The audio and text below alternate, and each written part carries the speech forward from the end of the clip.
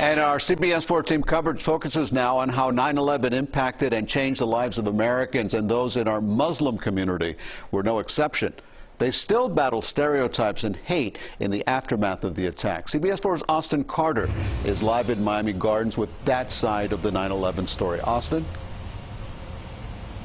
And Elliot, despite condemning what happened, the reality is Muslim Americans are still fighting stereotypes as a result of what happened on 9/11. But that has not stopped their work to show that their religion is one of peace and of community.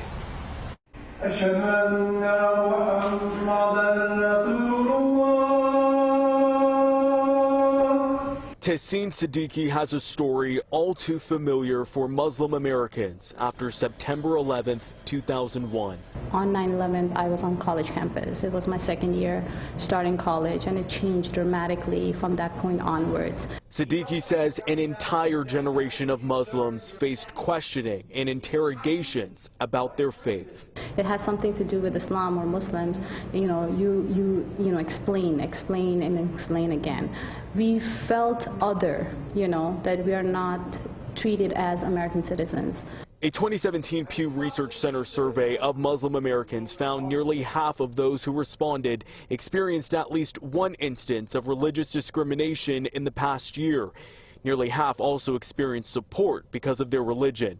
Despite misconceptions, the Muslim community worked to open up even more after 9/11 and saw a need to be integrated to erase intolerance. This is something happened, and we cannot do anything about it, but to continue showing the good work to the community, continue the involvement in the community.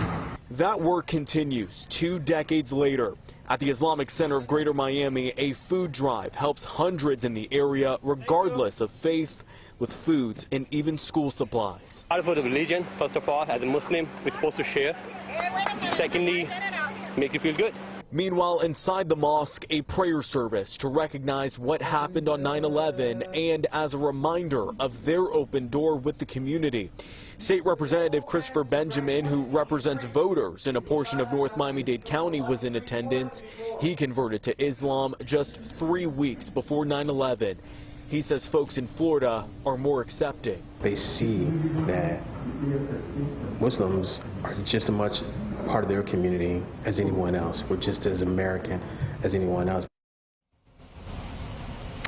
And that food and supply drive you saw there in that piece, well, that happens every Friday out here at the Islamic Center of Greater Miami. We're right off Northwest 183rd. It begins at 2:30 in the afternoon and runs until those supplies run out. We're live in Miami Gardens. I'm Austin Carter, CBS 4 News.